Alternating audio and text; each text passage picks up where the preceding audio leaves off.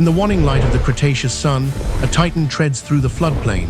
It's a young Rapatosaurus, separated from the relative safety of its herd. Its massive, pillar-like legs sink into the soft earth with each step, its long neck sweeping nervously from side to side. It is a creature of immense size, a walking mountain of flesh, yet today, it is not the largest thing in this clearing. Something is watching.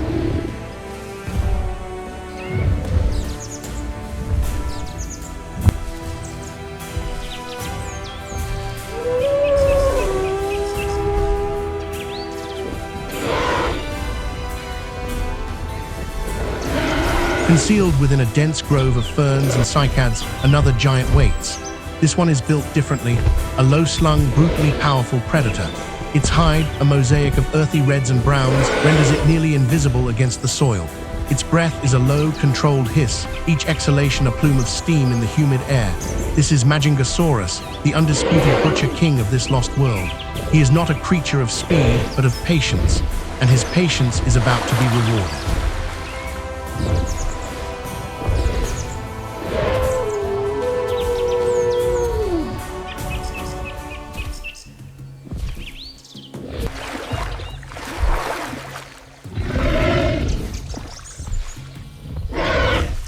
The young sauropod lets out a low, mournful call, a plea for a family that cannot hear it. That is the signal. The predator explodes from its cover. It is not a graceful charge, but a terrifying, earth-shaking advance. The Majungasaurus lowers its massive, reinforced skull, a battering ram of solid bone, and slams into the herbivore's hind leg. The impact is sickening, a crack of bone echoing through the clearing. The Rapatosaurus bellows in shock and agony, its leg buckling. It crashes to the ground, a cataclysm of flesh and earth.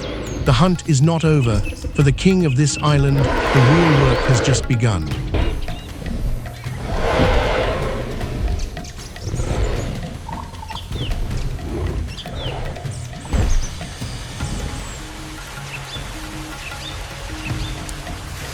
This wasn't just a hunt. It was a ritual of survival, a violent ballet choreographed by 70 million years of isolation. This was life and death on a land forgotten by time.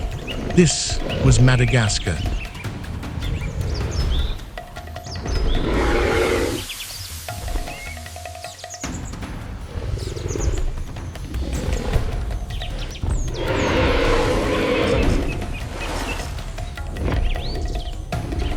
Understand the savage theater we've just witnessed, we must journey back, far back, to a time when the world looked very different. Our story unfolds on a piece of land that had become a ghost, a continent in miniature, unmoored from all its neighbors. 70 million years before our story begins, Madagascar had already completed its great divorce from Africa and India, drifting alone in the vast expanse of the Indian Ocean. It was a solitary ark, a floating laboratory for evolution.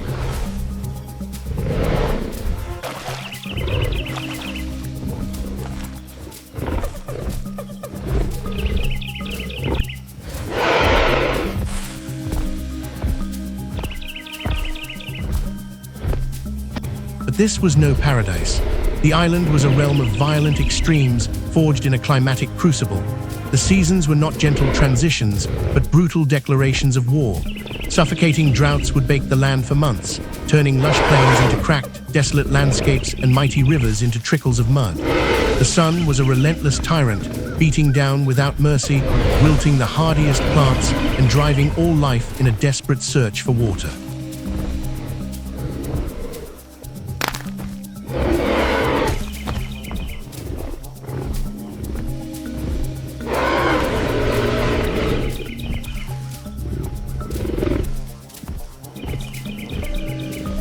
And then the pendulum would swing.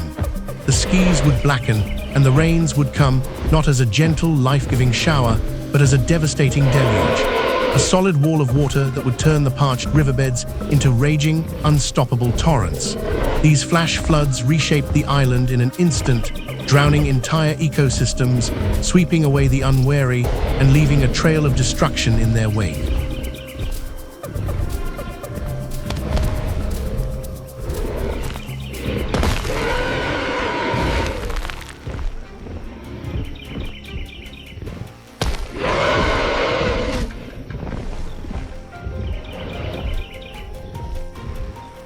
This was a land of violent contrasts, of fragile ecosystems clinging to existence in a constant state of flux. To survive here, you couldn't just be strong, you had to be an extremist, an opportunist, a monster forged by chaos. And in this realm of instability, one creature had risen to become the ultimate expression of the island's savage heart.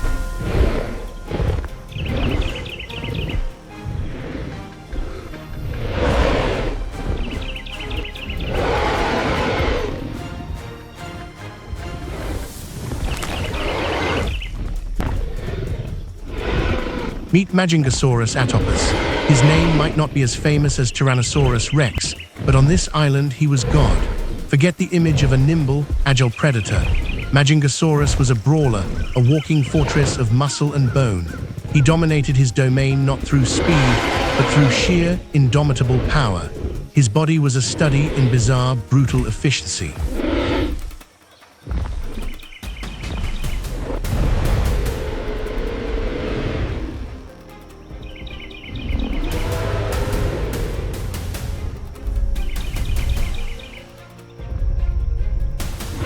His skull was a masterpiece of destruction, thick, broad, and fused, with a single, blunt, horn-like structure on top, designed for impact. His jaws were short and deep, not for slicing, but for gripping.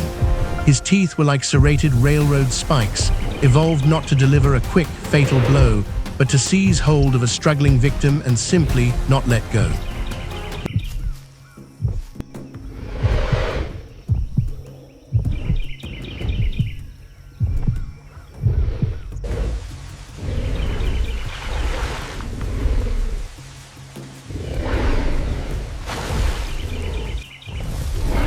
His anatomy was a paradox. His arms were almost comically small, even more reduced than a T-Rex, completely useless for grasping or fighting. They were vestigial remnants, evolutionary afterthoughts. All of his power was concentrated in his skull and his bite. He was a hunter of patience, a master of the prolonged ambush. He would lie in wait for hours, sometimes days, conserving energy until the perfect moment. He was the embodiment of a slow, grinding, and utterly inescapable death.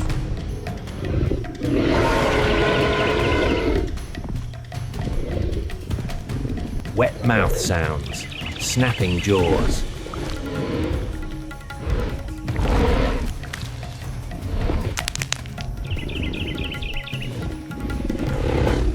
But how could such a massive, slow-moving animal be an effective predator?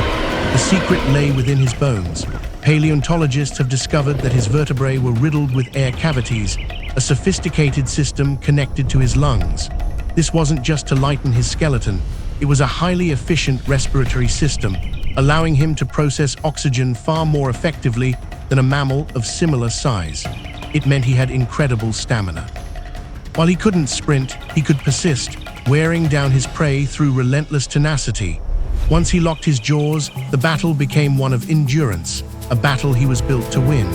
He would hold on, a living anchor, while his victim exhausted itself, bleeding and suffocating until it finally collapsed.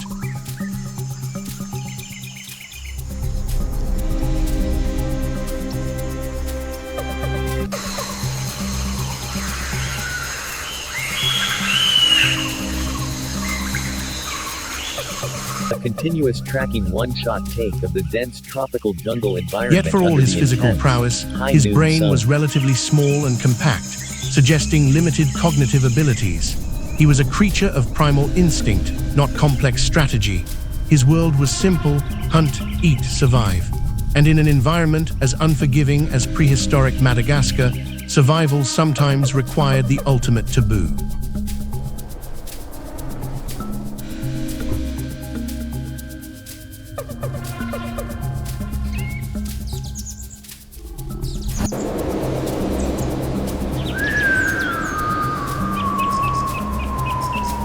Fossil evidence has revealed a dark secret about the island's king. Paleontologists have found Majungasaurus bones bearing the unmistakable teeth marks of another Majungasaurus. This was not a rare occurrence. This predator was a habitual cannibal. In a world governed by brutal boom and bust cycles, where a failed hunt could mean starvation, your own kind was just another source of protein on the menu. A territorial dispute wouldn't just end with a retreat, it would end with a meal. A weaker individual was not a rival, it was an opportunity. This wasn't malice. It was a brutal, pragmatic strategy for survival, dictated by the harsh realities of island life. Majungasaurus wasn't just the king of Madagascar, he was its perfect monster.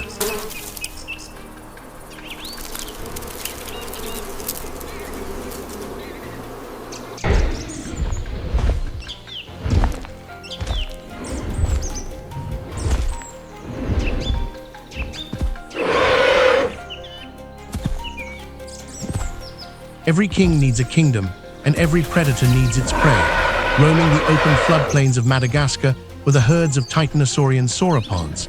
These were the true giants of the island, long-necked herbivores like Rapatosaurus. They were living ecosystems, their immense bodies moving in a slow, constant pilgrimage in search of vegetation. They traveled in herds, finding safety in numbers, their collective size a formidable defense against most threats. A healthy adult titanosaur was a fortress of flesh, a challenge that even a desperate Majungasaurus might hesitate to take on.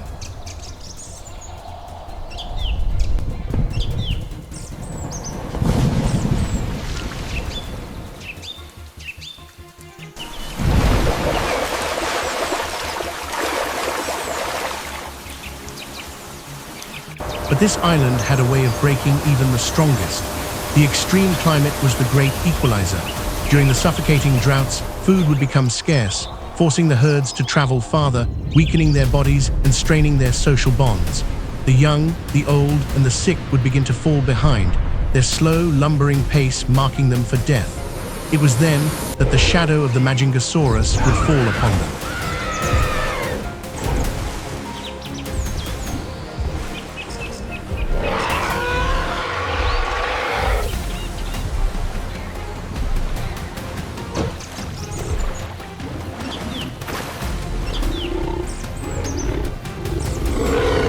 Worse still were the floods.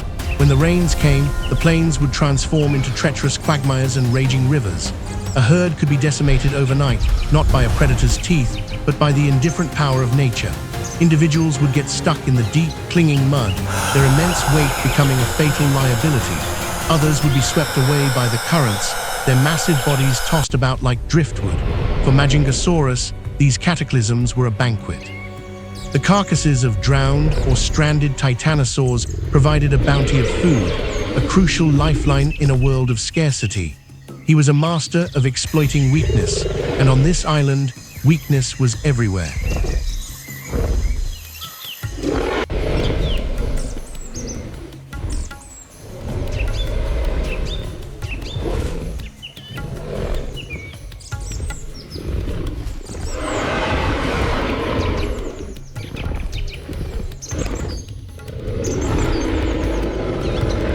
The dangers of Madagascar were not confined to the land.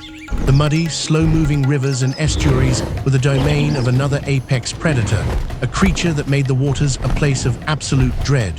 This was the kingdom of Majungasaurus, a colossal crocodilomorph. Reaching lengths of over 20 feet, this was no ordinary crocodile. It was a heavily armored brute. Its back was covered in thick, interlocking osteoderms, plates of bone embedded in the skin, forming a shield that was nearly impervious to attack.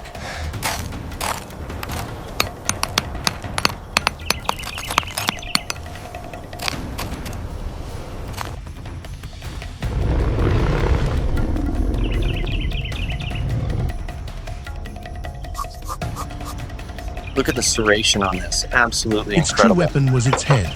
Broad, massive, and incredibly powerful, its jaws were a hydraulic press line with conical teeth, designed not for slicing but for crushing. Majungasaurus was the ultimate ambush predator of the water's edge. It would lie submerged, perfectly still, with only its eyes and nostrils breaking the surface, looking like a harmless floating log. Any animal that came to drink, a young dinosaur, a thirsty mammal, even a careless Majungasaurus, was risking its life.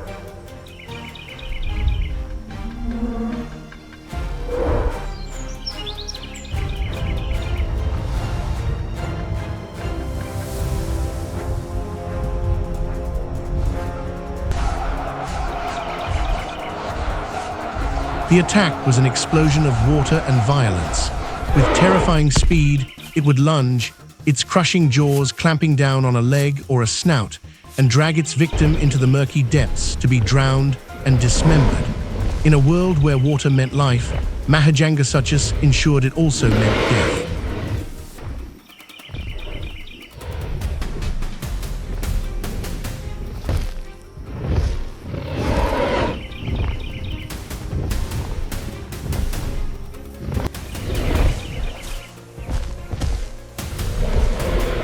The island's dangers came in all shapes and sizes. Slithering through the undergrowth were serpents of formidable power. One of the largest was Madagascar. This was not a constrictor in the modern sense. It was a robust, heavily muscled snake built for brute force. While it couldn't unhinge its jaw to swallow large prey whole like a modern python, it had a far more gruesome method of feeding.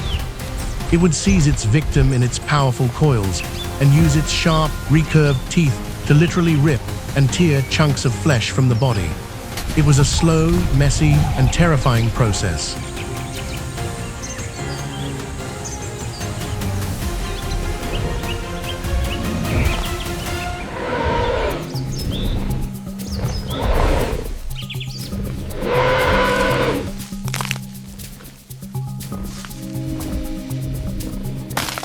Sharing this world was a smaller relative, Menarana. This snake demonstrated a completely different evolutionary path. Faced with the same unstable environment, it went low. Its skull was uniquely shaped like a shovel, and its body was adapted for a burrowing, fossorial lifestyle. While Madagascar battled for dominance on the surface, Menarana found safety and sustenance beneath the soil, hunting for small vertebrates in the dark. These two serpents, so closely related, were a perfect illustration of evolution's divergent thinking, two radically different solutions to the same problem of survival.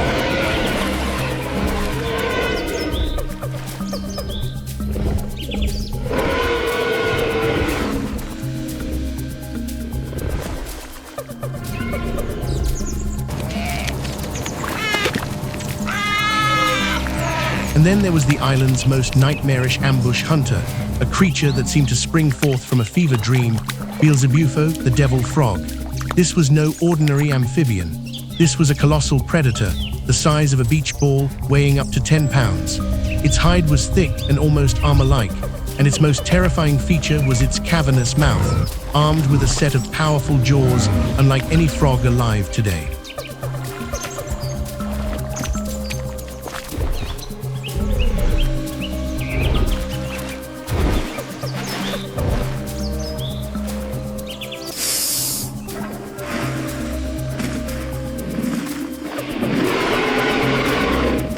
Beelzebufo was a master of patience, embodying the island's rhythm of life.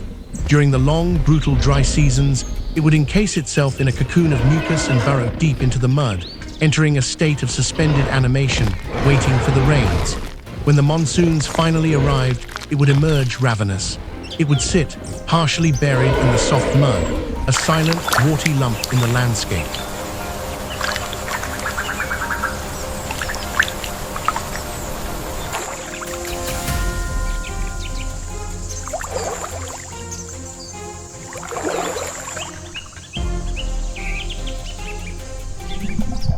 But anything small enough that wandered too close, insects, lizards, small mammals, even baby dinosaurs, would vanish in a flash. Its enormous mouth would fly open, and its sticky tongue would lash out, pulling the victim into a jaw that could crush bone. It was a voracious, opportunistic killer, a perfect symbol for a world where you had to grab every single opportunity to eat, no matter how small.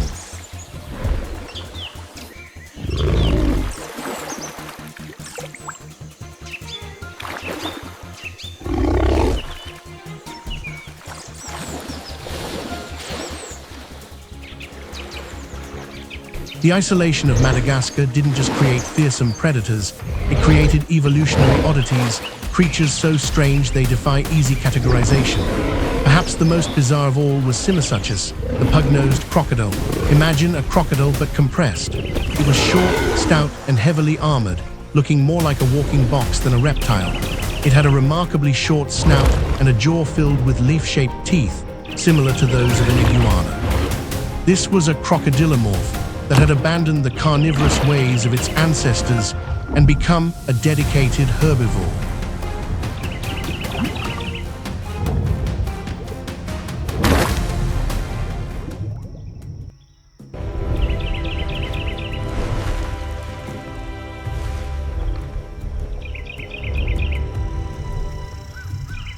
Its stocky, powerful limbs and robust body suggest it may have also been a burrower, digging into the earth to find roots and tubers, or perhaps to escape the harsh climate and predators. In a world dominated by giants and savage carnivores, the gentle, plant-eating Simosuchus was an anomaly, a testament to evolution's willingness to try anything, no matter how strange, to fill an empty niche. It was a creature of peace in a land of war.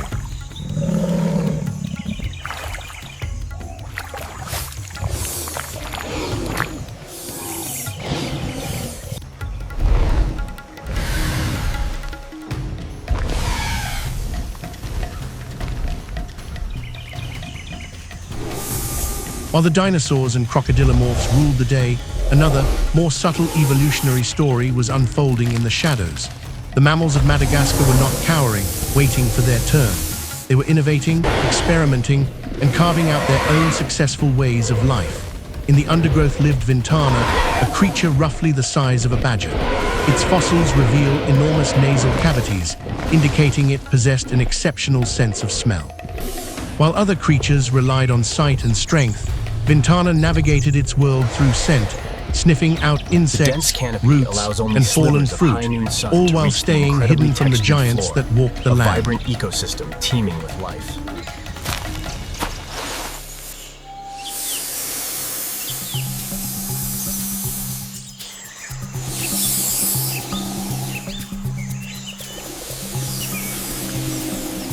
The Menarana, a creature of myth, uses its bioluminescence. Even more peculiar was Adalathurium, whose name means crazy beast, and it lived up to its name. Its skeleton is a baffling mosaic of features that shouldn't exist together in one animal. It had the legs of a reptile splayed out to the side, but the teeth of a highly specialized herbivore. Its spine had more vertebrae than any known mammal, and its face was riddled with more openings for nerves and blood vessels than any other, suggesting a highly sensitive, whiskered snout.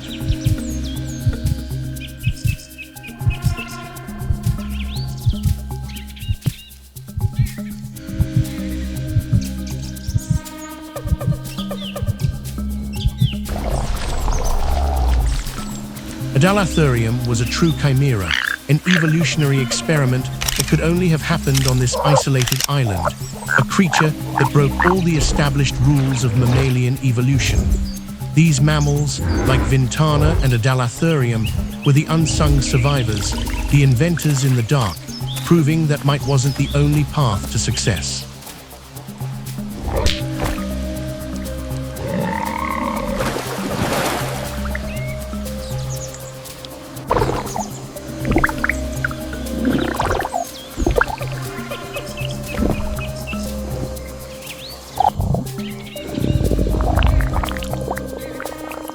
The island also produced its own version of a medium-sized predator, one that took a completely different approach from the brutish Majungasaurus. This was Majungasaurus. Smaller, nimbler, and far more gracile, its most striking feature was its mouth. Its front teeth didn't point down, they jutted straight forward, almost horizontally. This bizarre dental arrangement was a highly specialized tool. Paleontologists believe it was perfectly adapted for snatching small, fast-moving prey, fish from the water, lizards from the rocks, or perhaps insects from the air. It was a precision instrument in a world of sledgehammers.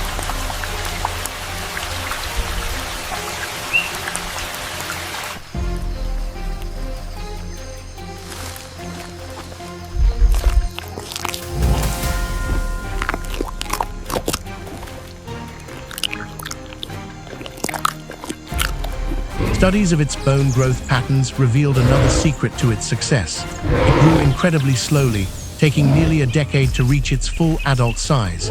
In an environment with unpredictable resources, a slow metabolism and gradual growth was a brilliant energy-saving strategy.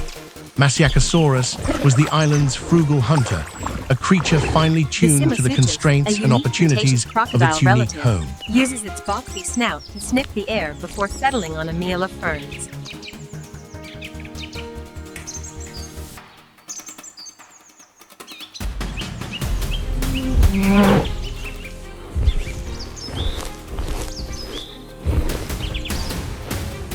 All of these creatures, from the cannibal king to the pug-nosed croc, were products of a powerful evolutionary force known as the island rule. On an isolated landmass like Madagascar, the normal rules of evolution are twisted and amplified. With limited resources and fewer competitors, life forms are free to embark on strange new evolutionary journeys.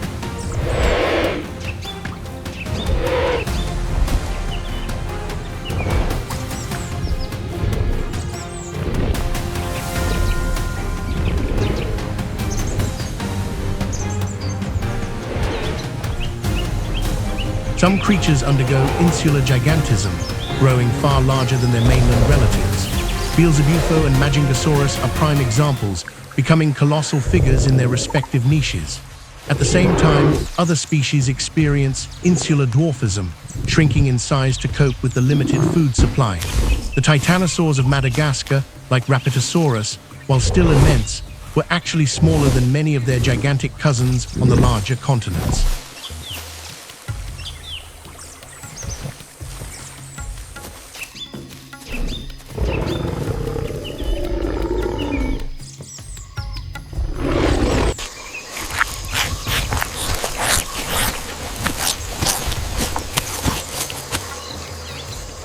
The violent cyclical climate acted as a further catalyst, a relentless pressure cooker for adaptation.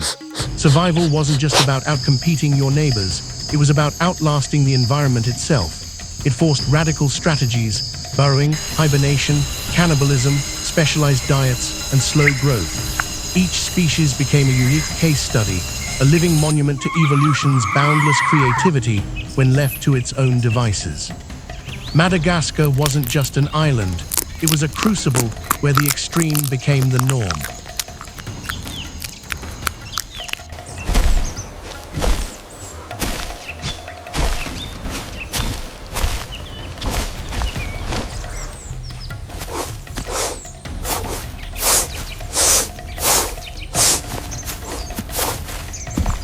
For millions of years, this isolated world of giants, oddities, and survivors existed in a brutal but stable equilibrium.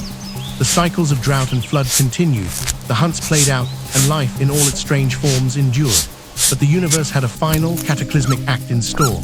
The climate, already harsh, may have been growing even more erratic. The floods became more devastating, the droughts more prolonged, pushing these highly specialized ecosystems to their absolute breaking point.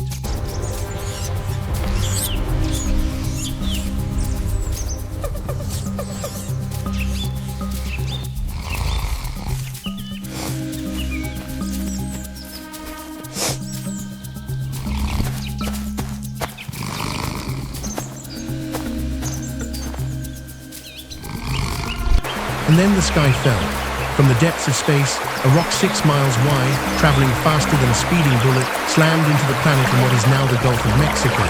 The impact was beyond comprehension, releasing more energy than 1 billion nuclear bombs. The world was plunged into darkness as a cloud of superheated dust and ash enveloped the globe, blocking out the sun. Photosynthesis stopped. Plants withered and died. The food chain collapsed from the bottom up.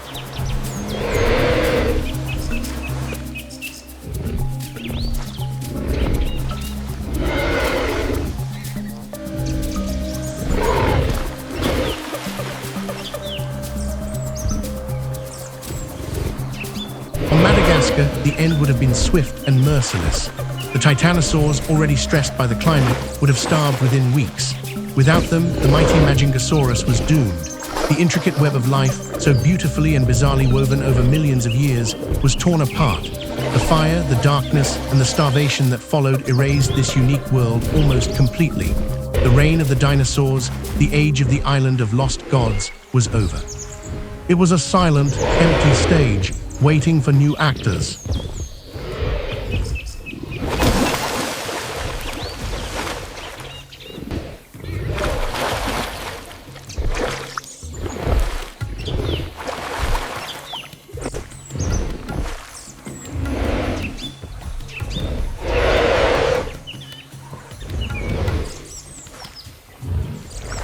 story of prehistoric Madagascar is more than just a tale of dinosaurs and strange beasts. It is a profound and humbling lesson etched in stone.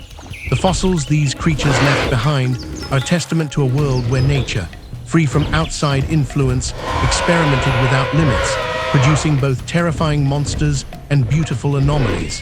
They speak of a legacy that, in some ways, lives on.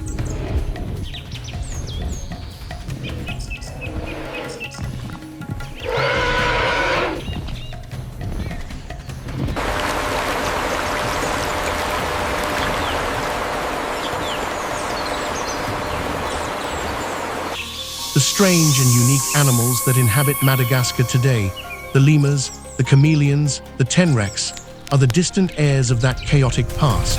They carry within their DNA the memory of an epoch when their home was a laboratory of life, a testament to the incredible power of evolution to invent, adapt, and survive.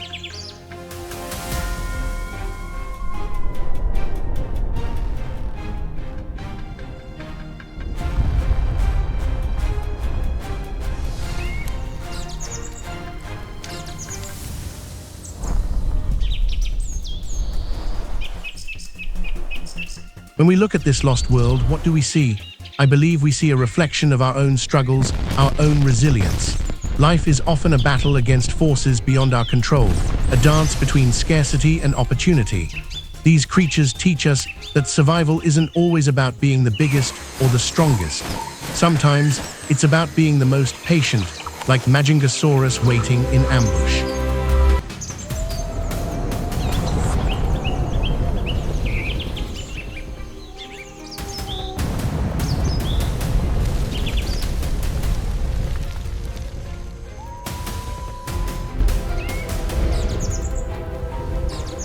Sometimes it's about finding a niche no one else thought to occupy, like the plant-eating Simisaurus.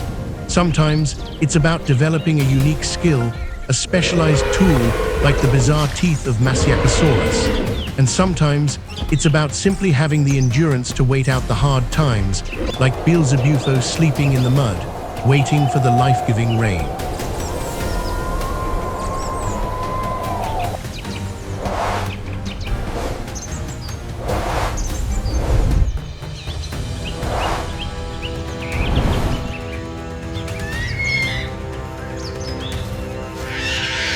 This story forces us to ask some profound questions. In our own lives, when we face our own droughts and floods, do we adapt?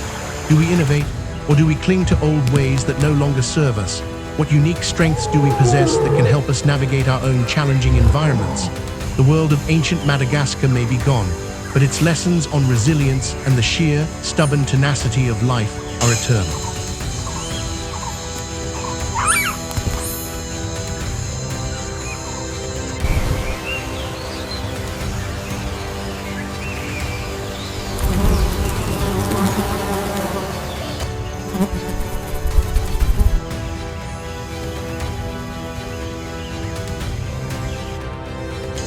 Thank you for joining us on this journey back in time. I hope this story has not only fascinated you, but has also given you a deeper appreciation for the incredible and often brutal story of life on our planet. If you found yourself captivated by the lost world of Madagascar, please consider subscribing to our channel. Hit that notification bell so you won't miss our next expedition into the deep past. Your support allows us to continue bringing these incredible stories to light. Until next time.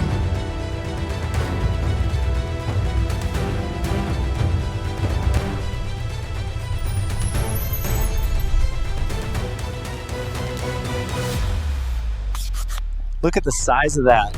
Amazing.